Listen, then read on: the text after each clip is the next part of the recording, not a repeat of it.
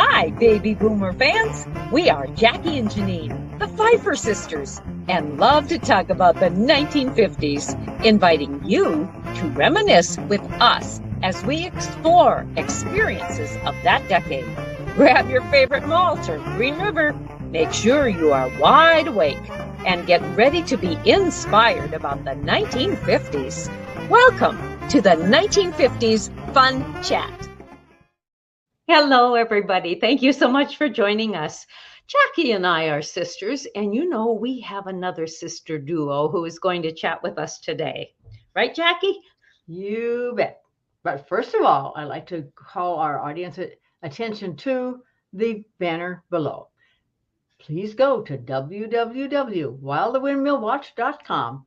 There you'll find a lot of information about these sisters, about the book, which you see up in the corner of your screen, While the Windmill Watched: A Slice of Rural America in the 1950s, about where a person might purchase the book, where our vendors are located, where we might be signing books, and all the previous 1950s fun chats. This is number 238. So we have been busy these past 5 years, actually, bringing you history of the 50s, as well as before and after the 50s. So Janine mentioned a sister duo. Here we go. We'll start by introducing them to you. We have two sisters here who will focus on ethnic culinary heritage, specifically German Russian heritage. Both sisters began their lives in Glen Ullin, North Dakota. Denice Nagel Wieser was born in 1947, but for more than 50 years, she has lived in rural area of Red River Valley on the Minnesota side. She has been married to her husband, Neil, for 58 years. They have 3 children and 5 delightful grandchildren. Denice's professional background is in administration, where she worked in bookkeeping and human resources. She's now retired. Her sister, Jackie Nagel, was born in 1954, and she earned an RN degree from Bismarck Hospital School of Nursing and worked in hospitals in Bismarck and Fargo before transitioning to sales and business development while living in Fargo. She moved to Los Angeles, in 1981 and started a business working with small business owners to help them grow. She's semi-retired. So Jackie has been married to Leon Carroll Jr. for 39 years. In her spare time, she takes classes in cultural anthropology at the local college and tends to her yard and garden, where she grows many of the same vegetables that her mom and grandmother grew. So Denice and Jackie, we welcome you to this 1950s fun chat. Nice. Thank you. Denice, we're going to start by asking you a question. Tell us of a characteristic or skill, or perhaps even a moral attitude that you learned as a child in the 50s that aided your profession of administration. Well, as you know, with growing up in a rural community, even though we grew up in town, our parents, John and Dolores Nagel, had good work ethic. And from that, if I could take a little piece of the work ethic, I would say commitment, that if you're going to take on a project, you finish it to the end and you do the best you can. So I think that's what has worked really well for me. Mm-hmm. Yes. So Jackie, tell us about your business that you developed. So I work primarily with small business owners, and it was actually inspired by my dad. He was a diesel mechanic for a local shop, if you will, in Glen Ullin for many, many decades. And when they closed that shop down, he launched his own company. And what was really kind of sad to see is here you have this small business owner who does not have access to resources that many of the large corporations do. So that was really my inspiration when I started my company, is I wanted to make available these resources that business owners like my dad would have benefited from. Well, Jackie, how did you know what those resources would need to be? Well, first of all, I was one of the 2 kids that were still at home when Dad was starting his business. So I got to see a lot right up front. But I went back to school and I got my credentials in coaching, but I also went to UCLA to the Anderson School of Business and got my certification in entrepreneurship to be able to understand all the different elements that business owners would need. Mm-hmm. Yes. So, Jackie, what's the name of your business and what does that word mean? Oh, yeah, that's a good one. You know, they say you should never name your company something that people can't pronounce, but 27 years later, here we are. So the name of my company is called Synovatia, and it's a combination of two words. It's synergy and innovation.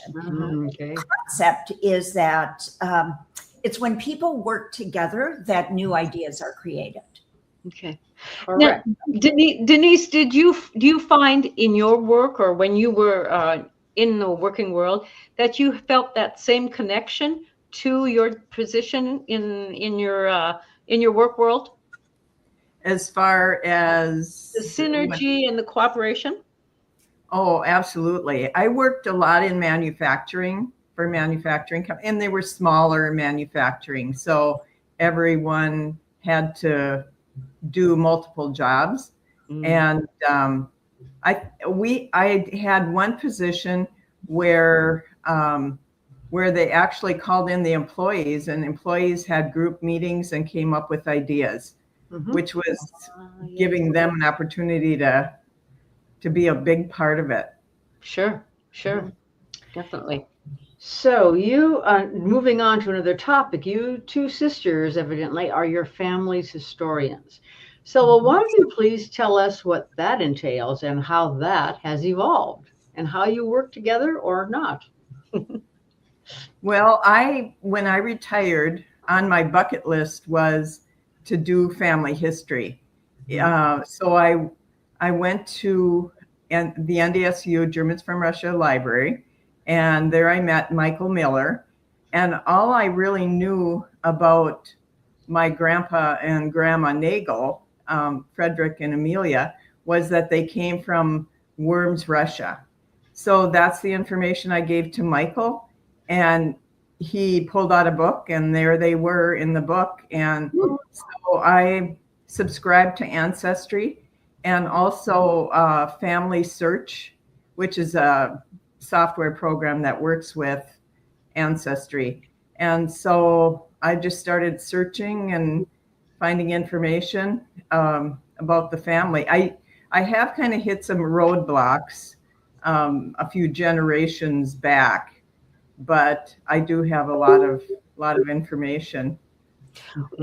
Denice, what was the most aha moment when you were discovering history of your family? That it's very interesting because we had great grandparents, Michael Nagel, that lived in Hebron, North Dakota, and were buried in the cemetery there. And I don't remember anyone ever talking about them. And I think they probably died before we were born, but you'd think someone would have said, hey, let's go to that cemetery, or yeah, that's just down the road, not very far from you. Right. So that was a road trip I took and visited their graves.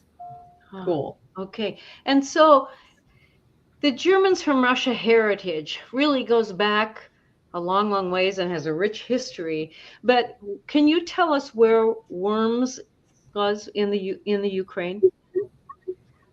It was north of Odessa. Oh, okay. 2018, I was able to join Michael Miller and Jeremy Kopp in the Homeland tour. So we actually, my daughter and I went to Worms, Russia, and actually got to see where they once lived.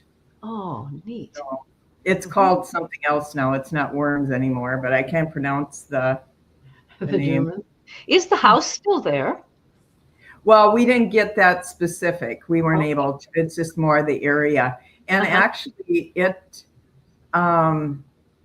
was a step back in time to really look at the housing, the way the animals were tethered out, and it was probably more even 1940s than even 1950s. It was quite a step back in time. Mm-hmm. And so the type of farming that they did over in the Worms area, was that the same type of farming then that they did once they came to this country? I think it was similar. There's a lot of information we don't know, but I was thinking it was wheat, Sure. because that's kind of what the Ukraine is known Right. to grow. Mm-hmm. Yeah. Yes. So, Yes. Jackie, what can you add to this? Well, it was Denice is really the ancestry person, and I just have an interest, so she shares her things with me. But it was kind of interesting. When I was 45, I was diagnosed with breast cancer, and so they wanted to see whether or not I had the BRCA gene, right? So I went through this genetic testing, and they started asking me about uncles and aunts and that sort of thing. So I was listing all my uncles. And the nurse said to me, "Are you Jewish?" And I went, "No." "Why do you ask?" And she goes, the names of your uncles are primarily Jewish. And I thought, oh, that's really interesting. Well, the test came back with a marker that we were Ashkenazi Jews. And I was like so blown away. And that really got me interested in learning more about my family, especially on my dad's side. Yes. And one of the things I thought was really interesting as I dug into this, my great-grandmother, or our great-grandmother, her name was Catherine Schonenfeld. And so there were little Jewish communities in Worms, and she was actually discommunicated, if you will, from her family because she married a Lutheran. And when she came to the US, she actually had land. So here you have a woman in the early 1900s that owned land, and she donated this land to the Lutheran Church out in the Bluegrass area. And the other thing I thought that was really interesting is when we were growing up, Mom and Dad spoke German around us, although as kids didn't speak German, but they called it High German and Low German, right? Slang. Well, when I look back on the census records, Russian or German was crossed out, and Yiddish was written in. Interesting. Oh, I was shocked. So then I started looking at Yiddish, and I was like, oh my gosh, we've been speaking Yiddish. All these slang words we knew were Yiddish all this time. Yeah. So it was amazing. Ancestry's fun. Yes. Anything else you want to add, Denice? Before we... Not at this time. Okay, well, if there's anything, just pop right up, even though we may not be talking about it. Okay, now we'll move on to the topic of interest here, ethnic culinary heritage. And I've listed 5 main topics that you may like to include, or you listed those. So I'll just say, take it away, starting with farm to table living. Right. Okay, well, I'll kick us off because when you think about that's such a big trend right now, farm to table living. And that was how we lived. And I'm sure you feel the same way. That was the way that you lived. You grew what you ate. And even though we didn't live on the farm, we had to spend weekends. I shouldn't say had to. It felt like that way when you're a kid. We spent weekends and summers out on my grandmother's farm. We called her Ma. Everybody in the area knew her as Ma Gietzen. It was our mom's mom. And we planted, I remember one time planting corn with my grandma, with Ma, and one sister would walk in front, dig the hole, and then Ma would come with the hand corn planter, and then I would come count the seeds and cover them up. And this garden, we still have no idea how large this garden was. Nobody seems to know, but it felt like it was like a mile long, but it fed a lot of families back then. Yes. So you ended up living with your Ma all summer then? Well, kind of, I would say. We stayed there. Town was we only lived 10 miles from Ma's. So we'd go back and forth, but there were times when we would stay there for days on end. To help out.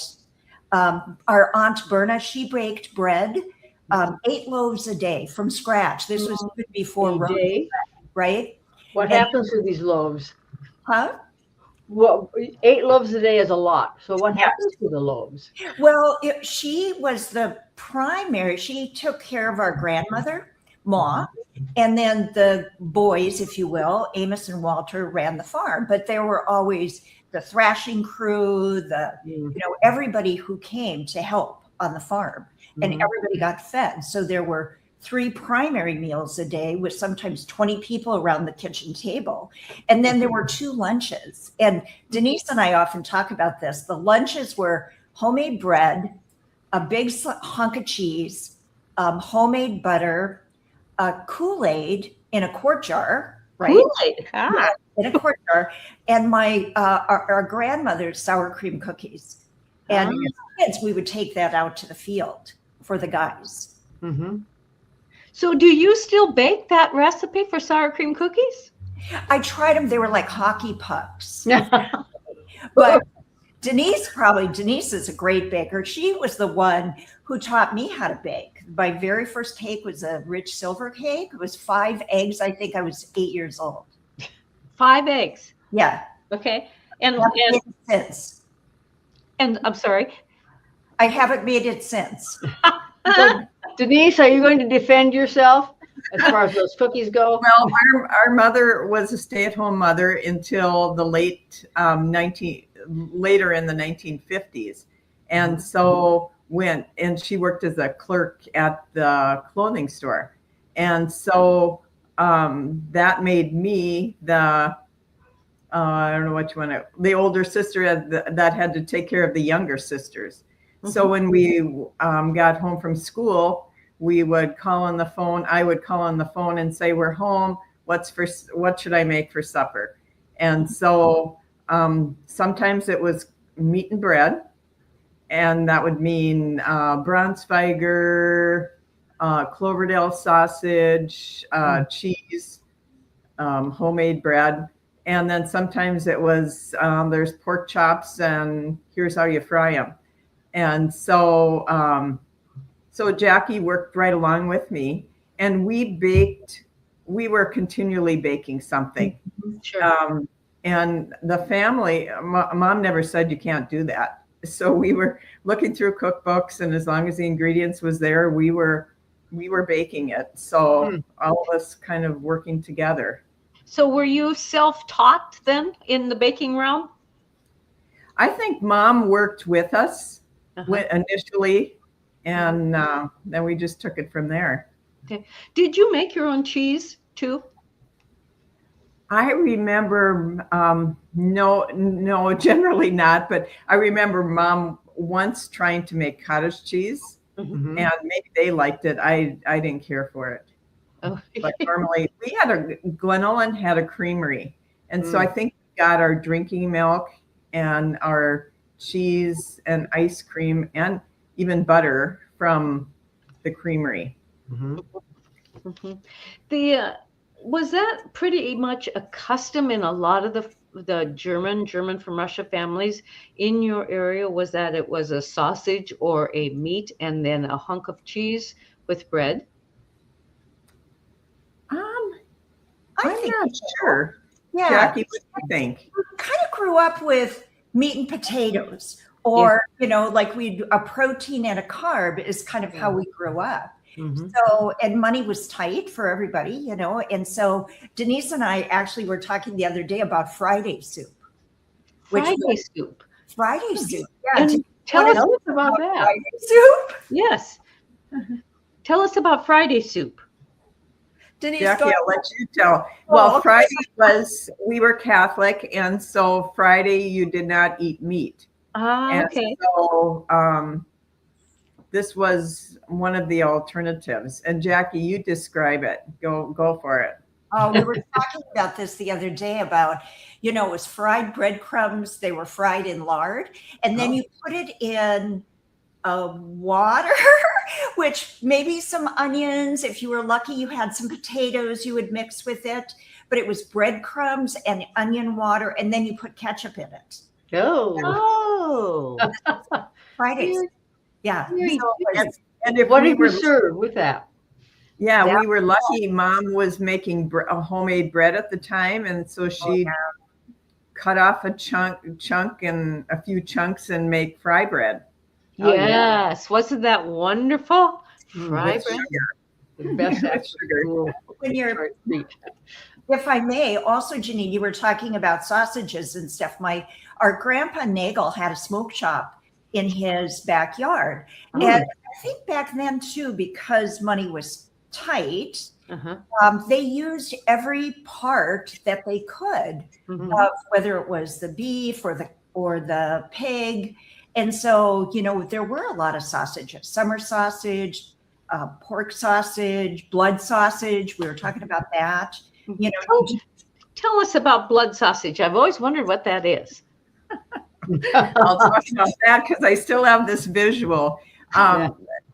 Speaking of our uncle, Walter Gietzen, Uh-huh. he was the blood sausage maker. And I can remember when they were making just sausage in general, then his job was to make the blood sausage. So he had this quart of blood that he got from a pig, I would guess. And Uh-huh. he was pouring the blood in and mixing it up. And then he'd taste it to see if the spices were right. And that was, they put it in the casings. They had a Mhm. sausage Stuffer?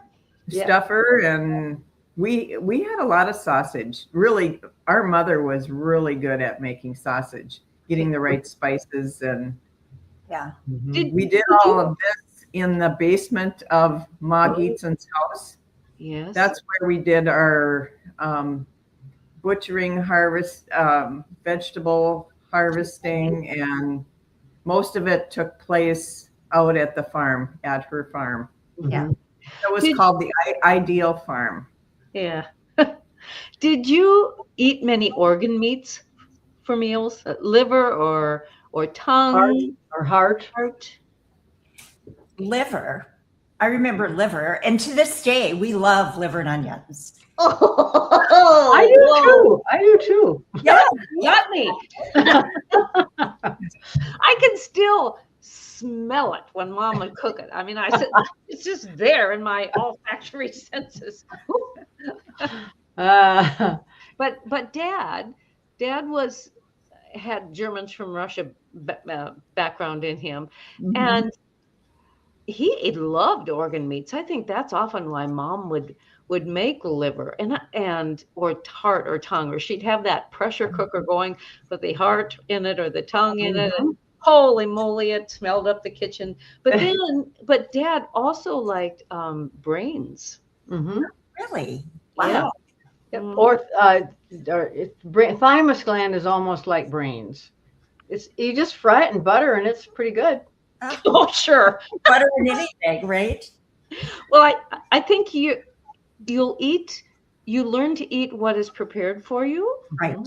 And then I guess it's kind of take it away from there, if you want to continue with that custom through the next generations. Yeah. And then Go ahead, Denise. I was going to talk on, our, where you eat what's in front of you, because our family ate most meals together. Like supper we were all sitting around the table. And for some reason, Jackie and another sister and I were able to sit on the bench at the back.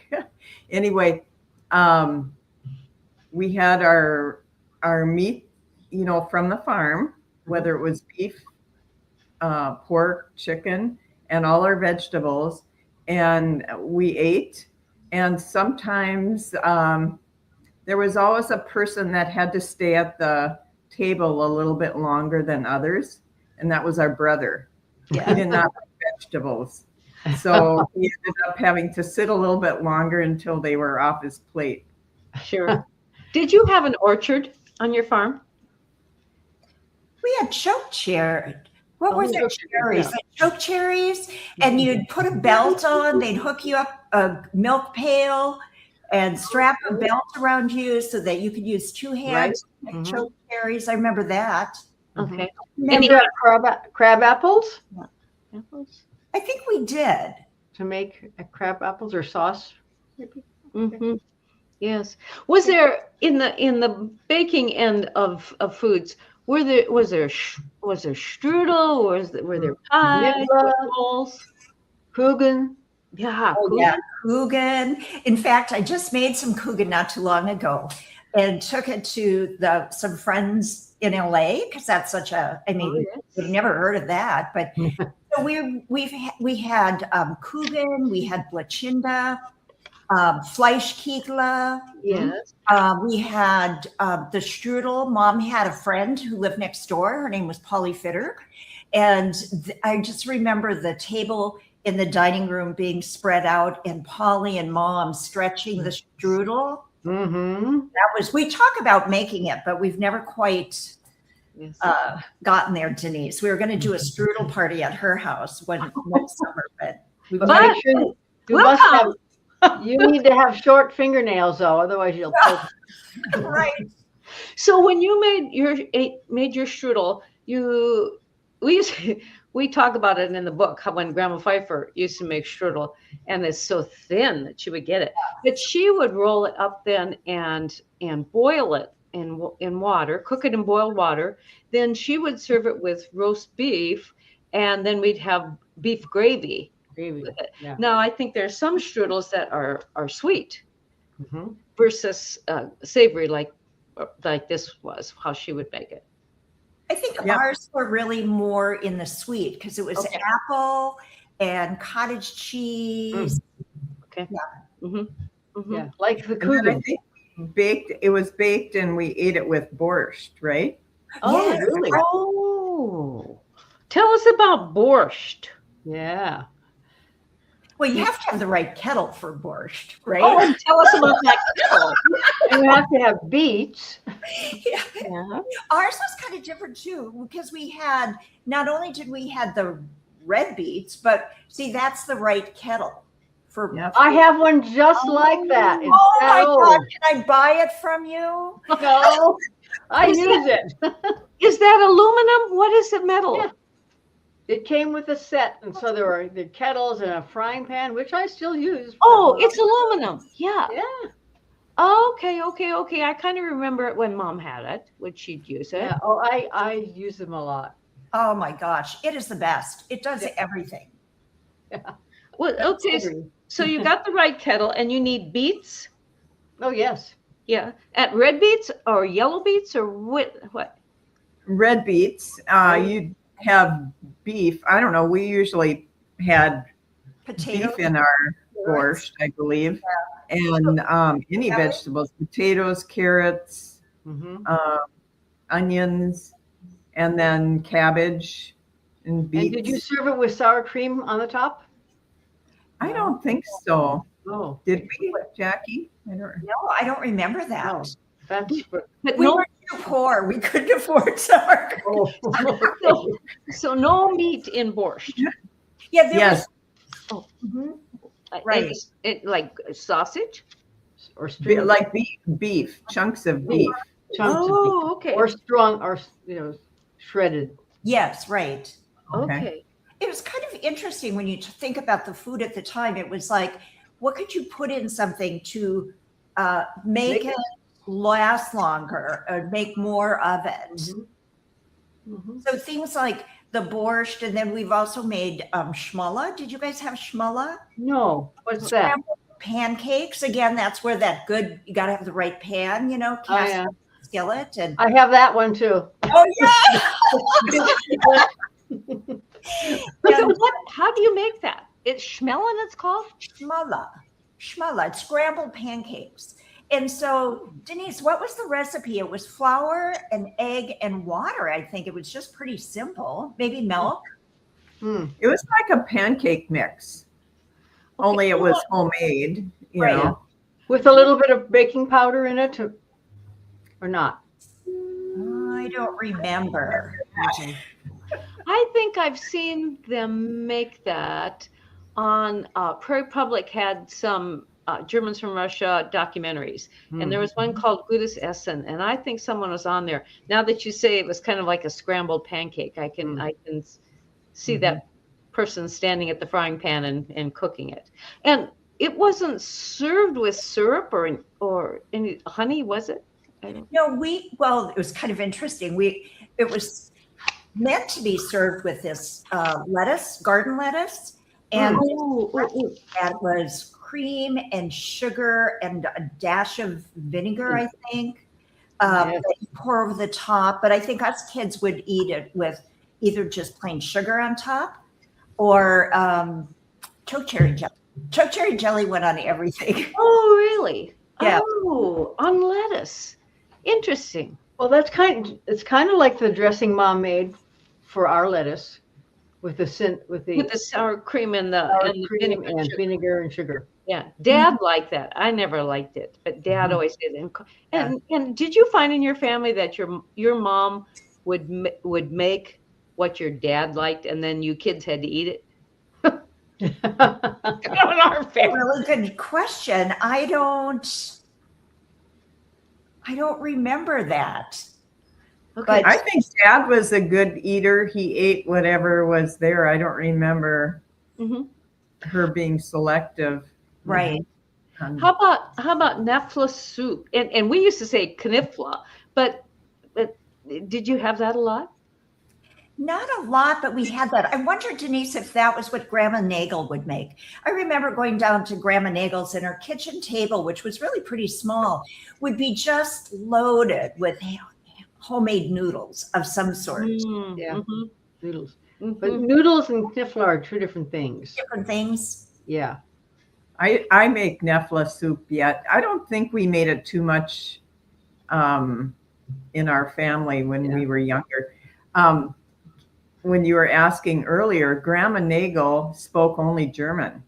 Right. So the communication was a little different when we would go to their house. Oh. And so Dad would have to be the interpreter.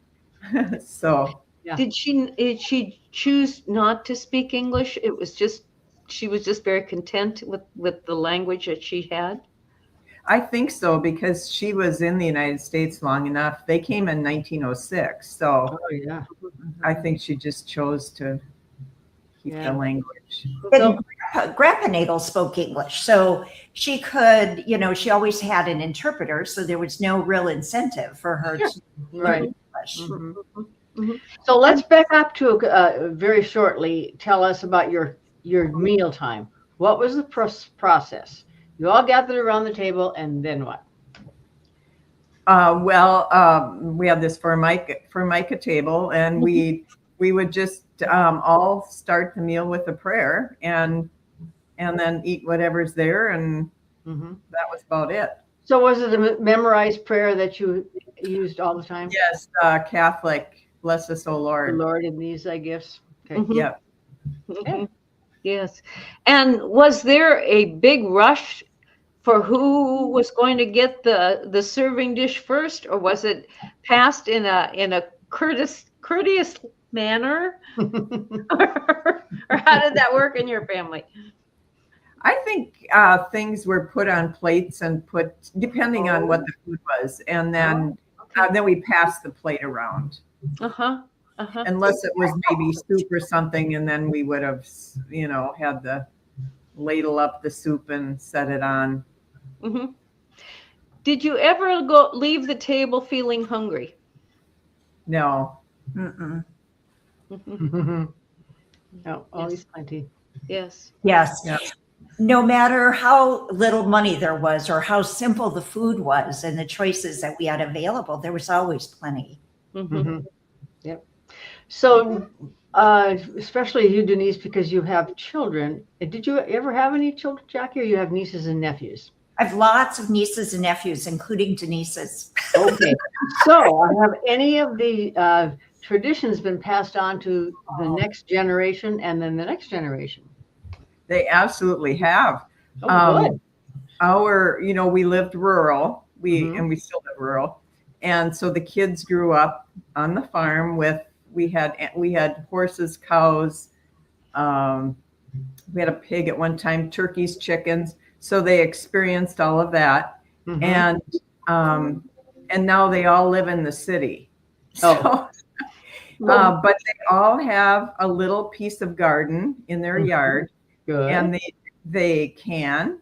Our son cans salsa. He grows the tomatoes and jalapenos and makes salsa, and so they each have a little part of it yet. And the grandchildren too love to cook.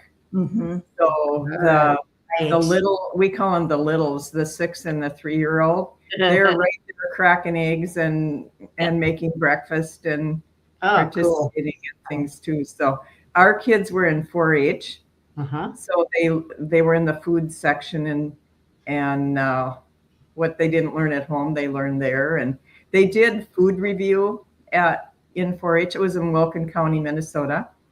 And so that taught them how to set the table.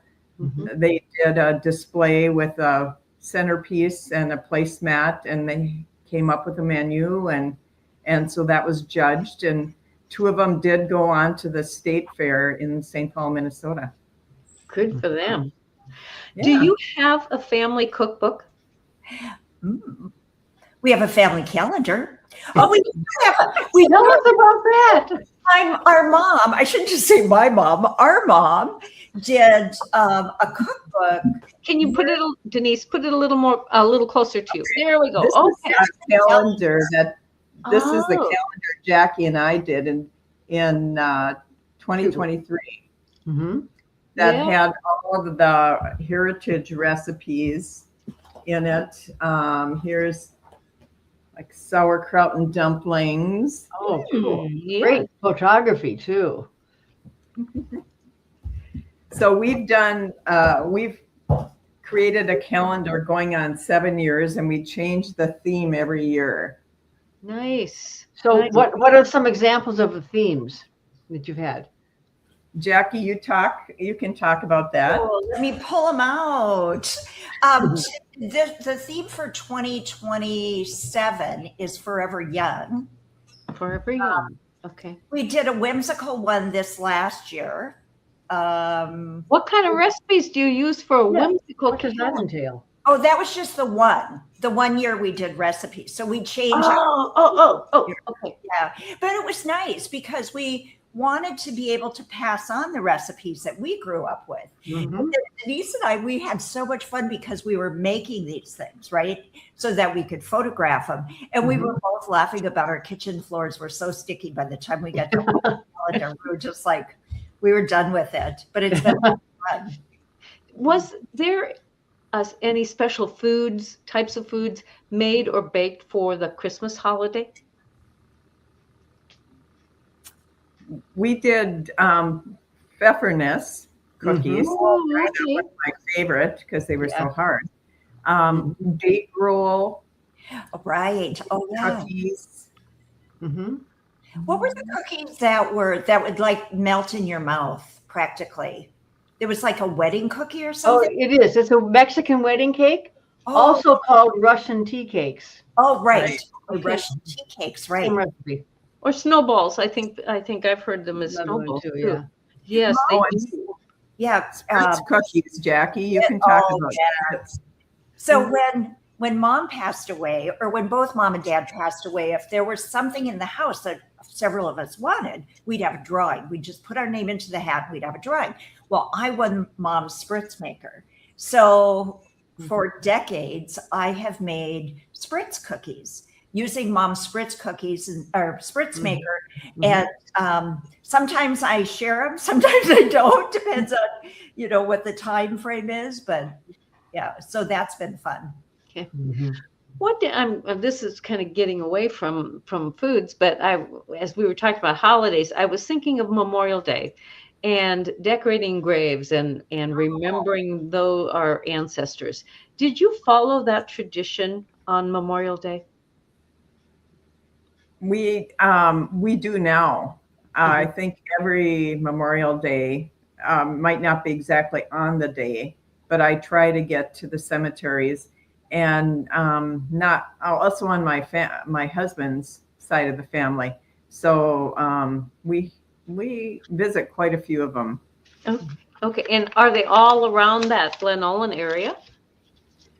From our side of the family, they're fairly close. The Nagel grandparents are buried at the Friendship Cemetery, which is east of Glen Ullin, where they homesteaded when they came to the United States. Mm-hmm. So they're up on a hill with actually Grandma and Grandpa Nagel and great Grandma and Grandpa Wetzel. So there's a lot of family that are on that cemetery. And then a lot of the Gietzen family are more in the Sacred Heart Cemetery near Glen Ullin. Okay. All right. Okay.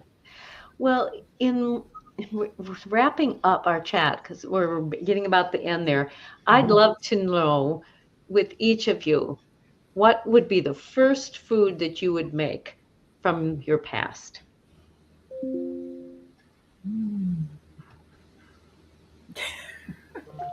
Or which one do you like to make already from your past? Well, I make caramel rolls. Yes. That is a tradition that I started a couple of years ago when I was visiting Denice's daughter in Colorado, and has become a tradition of caramel rolls using Mom's recipe.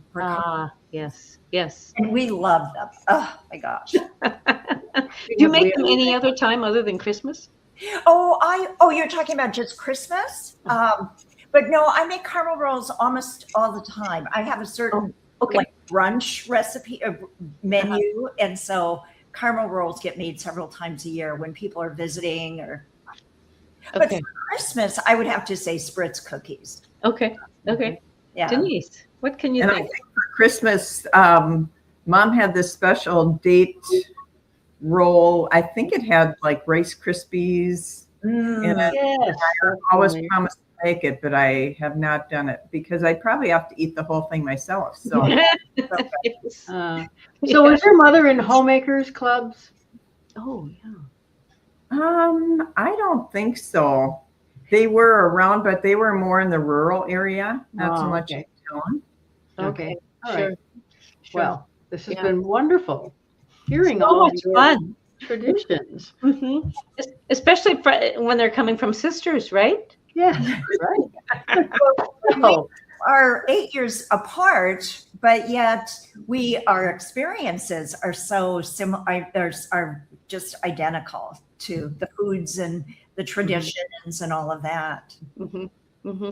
And how wonderful to be able to have those foods and traditions from your past to become the present. Yeah. Mm-hmm. Yes, right. Mm-hmm. Exactly. So guests who are viewers who are watching, thank you.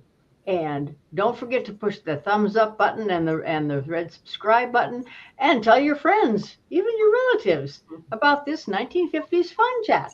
So till next time, toodaloo. Thank you, ladies. Bye-bye. Bye-bye.